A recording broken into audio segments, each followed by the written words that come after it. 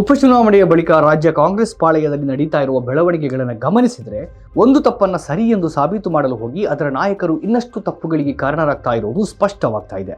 ರಾಜ್ಯ ಸರ್ಕಾರದ ಮೇಲೆ ಯಾವ ರೀತಿಯಲ್ಲೂ ಪರಿಣಾಮವನ್ನ ಬೀರಲು ಸಾಧ್ಯವಿಲ್ಲದ ಉಪಚುನಾವಣೆಗಳಿವು. ಆದರೆ ಕಾಂಗ್ರೆಸ್ ನಾಯಕರು ಇಟ್ಟ ತಪ್ಪು ಹೆಜ್ಜೆಗಳ ಕಾರಣದಿಂದ ಈ ಚುನಾವಣೆ ಬರೀ ದಾವಣಗೆರೆ, ಬಾಗಲಕೋಟೆಗೆ ಸೀಮಿತವಾಗಿ ಉಳಿಯದೆ ಒಟ್ಟು ರಾಜ್ಯ ಕಾಂಗ್ರೆಸ್ನ ಮೇಲೆ ಪರಿಣಾಮಗಳನ್ನ ಬೀರ್ತಾ ಇದೆ. ದಾವಣಗೆರೆಯಲ್ಲಿ ಕಾಂಗ್ರೆಸ್ ತನ್ನ ಉಗುರುಗಳಿಂದ ತಾನೇ ಮಾಡಿಸಿಕೊಂಡ ಗಾಯಗಳು ಈಗ ಉಲ್ಬಣಿಸಿ ನಂಜಾಗಿ ಇತರ ಭಾಗಗಳಿಗೂ ಹರಡ್ತಾ ಇದೆ.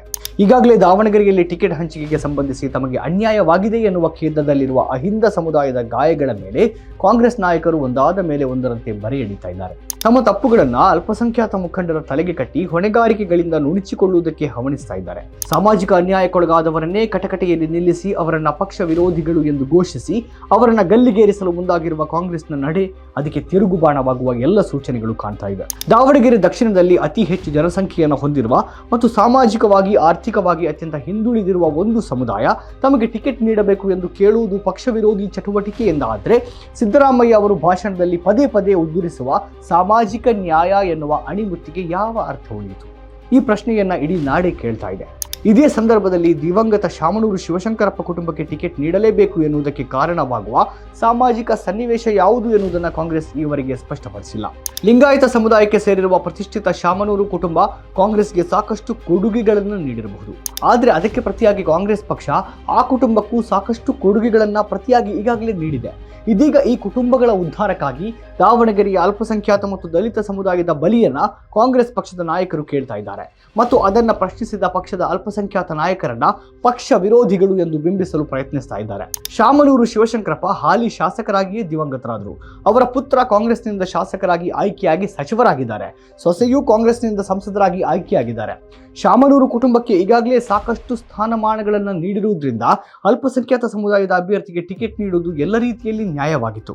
ಅವರಲ್ಲಿ ಸೂಕ್ತ ಅಭ್ಯರ್ಥಿಗಳಿಲ್ಲ ಎಂದಾದರೆ ದಾವಣಗೆರೆಯಲ್ಲಿ ಜನಸಂಖ್ಯೆಯಲ್ಲಿ 2ನೇ ಸ್ಥಾನದಲ್ಲಿರುವ ದಲಿತ ಸಮುದಾಯದ ಅಭ್ಯರ್ಥಿಯನ್ನು ಆಯ್ಕೆ ಮಾಡುವ ಅವಕಾಶ ಕೂಡ ಕಾಂಗ್ರೆಸ್ಗಿತ್ತು. ರಾಜಕೀಯವಾಗಿ ಯಾವ ರೀತಿಯಲ್ಲೂ ಅನುಭವಿಯಲ್ಲದ ಶಾಮನೂರು ಮೊಮ್ಮಗನನ್ನ ದಾವಣಗೆರೆಯ ಹಿರಿಯ ಕಾಂಗ್ರೆಸ್ಸಿಗರ ಕೊರಳಿಗೆ ಕಟ್ಟುವ ಮೂಲಕ ಕಾಂಗ್ರೆಸ್ ವರಿಷ್ಠರು ಮಾಡಿದ್ದು ಪಕ್ಷ ದ್ರೋಹವೇ ಆಗಿತ್ತು. ಇಷ್ಟು ದೊಡ್ಡ ಪ್ರಮಾದವನ್ನ ಮಾಡಿದ ಬಳಿಕವೂ ಕಾಂಗ್ರೆಸ್ ವರಿಷ್ಠರು ಅದನ್ನ ಮುಚ್ಚಿ ಹಾಕಲು ಅಲ್ಪಸಂಖ್ಯಾತ ಸಮುದಾಯದ ನಾಯಕರನ್ನ ಕಟಕಟೆಯಲ್ಲಿ ನಿಲ್ಲಿಸಿ ವಿಚಾರಣೆ ನಡೆಸಲು ಮುಂದಾಗಿರುವುದು, ಅಮಾನತು ವಜಾಗಳ ಮೂಲಕ ಅಲ್ಪಸಂಖ್ಯಾತ ಕಾಂಗ್ರೆಸ್ ಮುಖಂಡರು ಮತ್ತು ಕಾರ್ಯಕರ್ತರನ್ನ ಬೆದರಿಸಲು ಹೊರಟಿರುವುದು ರಾಜ್ಯದಲ್ಲಿ ಕಾಂಗ್ರೆಸ್ ತಲುಪಿರುವ ಪತನದ ಆಳವನ್ನ ಹೇಳುತ್ತೆ. ಅಲ್ಪಸಂಖ್ಯಾತರು ಮತ್ತು ದಲಿತರನ್ನ ಹೊರಗಿಟ್ಟು ರಾಜ್ಯದಲ್ಲಿ ಕಾಂಗ್ರೆಸ್ ಅನ್ನ ಹೊಸದಾಗಿ ಕಟ್ಟುವ ಪ್ರಯತ್ನ ನಡೆಸ್ತಾ ಇದ್ದಾರೆಯೇ ರಾಜ್ಯದ ಉಸ್ತುವಾರಿ ಸುರ್ಜೇವಾಲರು ಎಂದು ಜನರು ಶಂಕಿಸುವಂತಾಗಿದೆ. ಶಾಮನೂರು ಮೊಮ್ಮಗನಿಗೆ ಟಿಕೆಟ್ ನೀಡಿದ ಬಳಿಕವಾದರೂ ಸ್ಥಳೀಯ ಅಲ್ಪಸಂಖ್ಯಾತ ನಾಯಕರನ್ನ ವಿಶ್ವಾಸಕ್ಕೆ ತೆಗೆದುಕೊಂಡು ಅವರನ್ನ ಪ್ರಚಾರದಲ್ಲಿ ತೊಡಗಿಸಿಕೊಳ್ಳುವಂತೆ ಮಾಡುವುದು ಕಾಂಗ್ರೆಸ್ ಮುಖಂಡರ ಕರ್ತವ್ಯವಾಗಿತ್ತು. ಆದರೆ ತಮ್ಮನ್ನ ಪ್ರಚಾರದಲ್ಲಿ ಭಾಗವಹಿಸುವುದಕ್ಕೆ ಮನವೊಲಿಸುವ ಕೆಲಸವನ್ನ ಯಾರೊಬ್ಬರೂ ಮಾಡಿಲ್ಲ ಎನ್ನುವುದನ್ನ ಅಲ್ಪಸಂಖ್ಯಾತ ನಾಯಕರೇ ಹಂಚಿಕೊಂಡಿದ್ದಾರೆ. ಇದು ಶಾಮನೂರು ಕುಟುಂಬ ಮತ್ತು ಕಾಂಗ್ರೆಸ್ ವರಿಷ್ಠರಿಗೆ ಸ್ಥಳೀಯ ಅಲ್ಪಸಂಖ್ಯಾತ ಮುಖಂಡರು, ಕಾರ್ಯಕರ್ತರ ಕುರಿತಂತೆ ಇರುವ ನಿಕೃಷ್ಟ ಮನಸ್ಥಿತಿಯನ್ನ ತೋರಿಸಿದೆ. ಚುನಾವಣಾ ಪ್ರಚಾರದಲ್ಲಿ ಅಲ್ಪಸಂಖ್ಯಾತ ನಾಯಕರು ಸಕ್ರಿಯವಾಗಿ ಭಾಗವಹಿಸಿಲ್ಲ ಎನ್ನುವುದಕ್ಕಿಂತ ಕಾಂಗ್ರೆಸ್ ವರಿಷ್ಠರೇ ಅಲ್ಪಸಂಖ್ಯಾತ ಮುಖಂಡರನ್ನ ಭಾಗವಹಿಸದಂತೆ ನೋಡಿಕೊಳ್ಳುವಲ್ಲಿ ಯಶಸ್ವಿಯಾದರು ಎನ್ನುವುದು ಹೆಚ್ಚು ಸರಿಯಾದದ್ದಾಗಿದೆ. ದಾವಣಗೆರೆಯ ಬೆಳವಣಿಗೆಗೆ ಸಂಬಂಧಿಸಿ 2 ಮುಖಂಡರ ತಲೆದಂಡವನ್ನು ವರಿಷ್ಠರು ಘೋಷಿಸಿದ್ದಾರೆ. ಸಾಧಾರಣವಾಗಿ ನ್ಯಾಯಾಲಯದಲ್ಲಿ ಗಲ್ಲು ಶಿಕ್ಷೆ ವಿಧಿಸುವಾಗಲೂ ಆತ ಮಾಡಿದ ತಪ್ಪೇನು ಎನ್ನುವುದನ್ನು ವಿವರಿಸಲಾಗಿದೆ. ಇದೀಗ ಅಲ್ಪಸಂಖ್ಯಾತ ಸಮುದಾಯದ ನಾಯಕರು ತಮಗೆ ವಿಧಿಸಿದ ಶಿಕ್ಷೆಯ ಕಾರಣಗಳನ್ನು ಕೇಳ್ತಾ ಇದ್ದಾರೆ. ಅವರು ನಾಯಕರ ಮುಂದೆ ಕೆಲವು ಪ್ರಶ್ನೆಗಳನ್ನು ಇಟ್ಟಿದ್ದಾರೆ. ಅವುಗಳಿಗೆ ಉತ್ತರಿಸುವುದು ಕಾಂಗ್ರೆಸ್ ವರಿಷ್ಠರ ಕರ್ತವ್ಯವಾಗಿದೆ. ದಿವಂಗತ ಶಾಮನೂರು ಶಿವಶಂಕರಪ್ಪ ಅವರು ಸಾರ್ವಜನಿಕ ವೇದಿಕೆಯೊಂದರಲ್ಲಿ ಬಿಜೆಪಿ ನಾಯಕ ಯಡಿಯೂರಪ್ಪ ಅವರ ಪುತ್ರನನ್ನ ಗೆಲ್ಲಿಸಿ ಎಂದು ಕರೆ ನೀಡಿದಾಗ ಅದು ಪಕ್ಷ ವಿರೋಧಿ ಅನ್ನಿಸಲಿಲ್ಲ.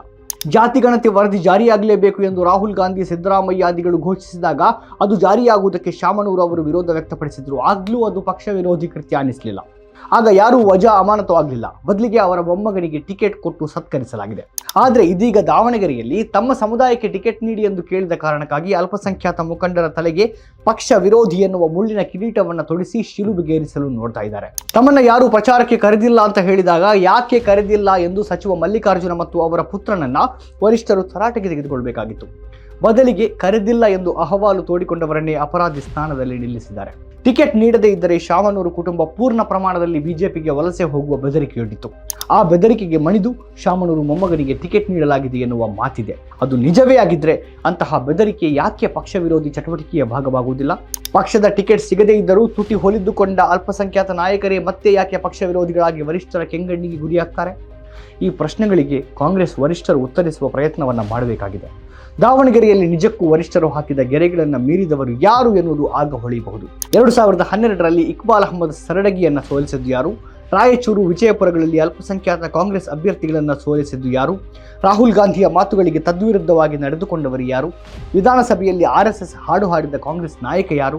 ಅವರ ಮೇಲೆಲ್ಲ ಏನೇನು ಶಿಸ್ತು ಕ್ರಮಗಳಾಗಿವೆ ಎಂದು ರಾಜ್ಯಾದ್ಯಂತ ಕಾಂಗ್ರೆಸ್ ಬೆಂಬಲಿಗರು, ಕಾರ್ಯಕರ್ತರು ಕೇಳ್ತಾ ಇದ್ದಾರೆ. ಒಟ್ಟಿನಲ್ಲಿ ದಾವಣಗೆರೆ ಚುನಾವಣೆಯ ಸಂದರ್ಭದಲ್ಲಿ ಕಾಂಗ್ರೆಸ್ ವರಿಷ್ಠರು ಮಾಡಿದ ಎಡವಟ್ಟುಗಳಿಗಾಗಿ ಭವಿಷ್ಯದ ವಿಧಾನಸಭಾ ಚುನಾವಣೆಯಲ್ಲಿ ಕಾಂಗ್ರೆಸ್ ನಾಯಕರು ಬಹಳಷ್ಟನ್ನ ತೆರಬೇಕಾಗ್ತಿದೆ ಎನ್ನುವುದರಲ್ಲಿ ಎರಡು ಮಾತಿಲ್ಲ. ನಮ್ಮ ಕಾರ್ಯಕ್ರಮಗಳನ್ನ ನೀವು ನೋಡ್ತಾ ಇದ್ರೆ ನಮ್ಮ ಚಾನೆಲ್ ಅನ್ನ ಸಬ್ಸ್ಕ್ರೈಬ್ ಮಾಡಿ, ಪಕ್ಕದ ಬೆಲ್ ಐಕಾನ್ ಒತ್ತಿ ನಮ್ಮನ್ನ ಬೆಂಬಲಿಸಿ. ಹಾಗೆ ನಮ್ಮ ಕಾರ್ಯಕ್ರಮಗಳನ್ನ ಲೈಕ್ ಮಾಡಿ, ಕಮೆಂಟ್ ಮಾಡಿ, ಅದನ್ನ ಬೇರೆಯವರಿಗೂ ವಾಟ್ಸ್ಆಪ್ ಮೂಲಕ ಶೇರ್ ಮಾಡಿ.